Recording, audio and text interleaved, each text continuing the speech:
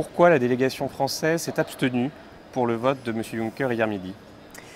Bon, écoutez, on a bien mesuré qu'il y avait eu un saut institutionnel et donc de coup un saut politique important d'avoir la possibilité de présenter le candidat du parti qui a gagné. Sauf que, évidemment, on n'attendait pas à nous ce résultat-là et nous avions évidemment notre candidat Martin Schulz pour être président de la Commission. On a été obligé de faire le constat qu'il n'y avait pas de majorité non plus dans cette Assemblée pour élire M. Juncker. Donc du coup, on a souhaité placer notre action et notre décision sur le fond. Et on a beaucoup travaillé dans notre groupe socialiste et démocrate à forger en gros les conditions de notre réponse. Force est de constater que finalement les exigences, les conditions, les réponses qu'on attendait de M. Juncker au cours des différentes auditions devant notre groupe, puis hier devant le Parlement, ne correspondait pas à ce qu'on attendait tout à fait de lui, ce qui n'est pas complètement illogique. Il est un candidat qui a été présenté par le PPE, nous sommes des socialistes et démocrates, donc il y avait un gap encore un peu grand entre nos exigences et ses réponses. Nous ne voulions pas hypothéquer complètement cette démarche, ce saut institutionnel et politique qui a été franchi en présentant les Spitzenkandidaten. Donc ça, c'était important pour nous, mais la qualité des outils, la qualité des réponses n'était pas totalement au rendez-vous, donc on n'a pas souhaité soutenir par un vote positif sa candidature. Quelle stratégie politique allez-vous entreprendre pour faire avancer justement vos priorités qui ne sont pas totalement les mêmes que celles de M. Juncker? On a pris date avec lui, il a pris un certain nombre d'engagements. Il faut mesurer qu'il y a eu des avancées entre le début, évidemment quand il était candidat au titre du PPE, à la présidence de la Commission, et ce qu'il dit maintenant, le petit document qu'il nous a proposé en toute dernière minute avant son audition. Donc il y a des avancées qui sont intervenues, il a pris un certain nombre d'engagements. Nous, on a souhaité d'une certaine manière faire un bras de fer, mais ce bras de fer, il ne s'arrête pas avec l'élection de M. Juncker. Ce n'est pas un solde de tout compte avec son élection. Il va y avoir la nomination, les candidatures des commissaires, les auditions des commissaires, donc sur des sujets très spécialisés. Et nous, notre feuille de route, elle existe maintenant et elle existe pour l'avenir aussi.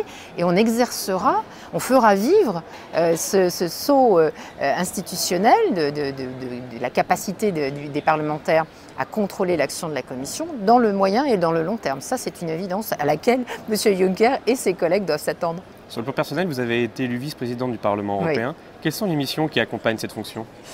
Alors, on a des missions formelles. Nous sommes 14 membres du bureau qui accompagnons le président. On a des missions formelles de gestion de l'Assemblée, c'est-à-dire que nous présidons les séances plénières et les séances de vote. Donc j'ai inauguré cette fonction-là hier à 15 h avec un peu d'émotion, je dois le dire quand même, un peu d'inquiétude, mais je pense que les choses se sont bien passées. Donc il y a ces missions formelles et puis le président nous confiera des champs de compétences dans lesquels nous allons agir par délégation de lui-même. Donc nous avons il y a plusieurs terrains d'action sur le budget, le personnel, la communication, les relations avec les parlements nationaux. Il y a comme ça des grands champs d'activité sur lesquels le président décidera, après une discussion bilatérale qu'il aura avec nous tous, de nous confier pour les 2 ans et demi qui viennent. Dans quelle mesure cela donne une audience supplémentaire à la France et aux socialistes français?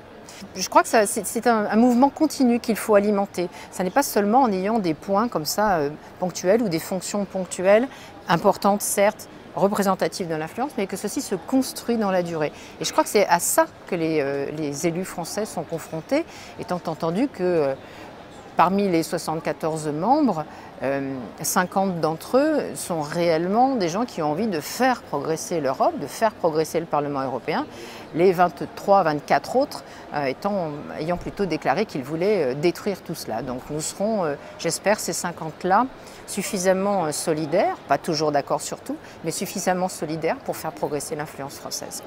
L'élimination de M. Juncker n'est pas le seul sujet à l'ordre du jour de cette plénière. Il y a également le chômage des jeunes, qui est un sujet brûlant qui n'est pas nouveau.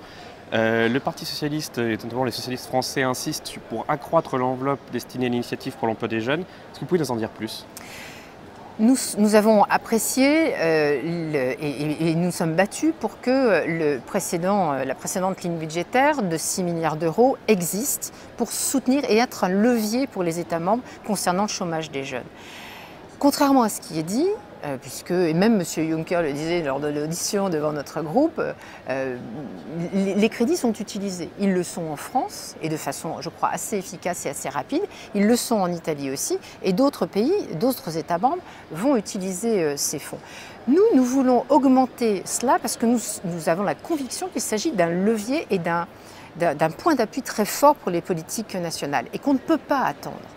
C'est très long d'obtenir des décisions au plan européen, c'est trop long. Et quand on est un jeune qui a déjà quelques mois ou quelques années de rouille, de spirale, d'échecs, il faut pouvoir réagir très vite. Donc il faut mobiliser beaucoup d'argent pour pouvoir être très efficace. Évidemment, avec des contrôles, avec des fils qui sont faciles à tirer pour les structures qui vont aider les jeunes dans les différents États membres. Donc il faut qu'il y ait vraiment la prise en compte d'une nécessité et d'une urgence en direction des jeunes. Et c'est cela que nous avons voulu exprimer par cette demande.